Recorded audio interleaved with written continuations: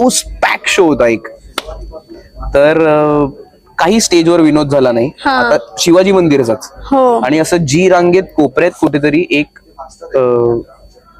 असे काही 40s मधली एक आल्या होत्या मॅडम, आणि काही स्टेजवर काही नाही किंवा ऑडियन्स मध्ये असं काही लाफ्टर, आणि ती अशी हसली. बापरे.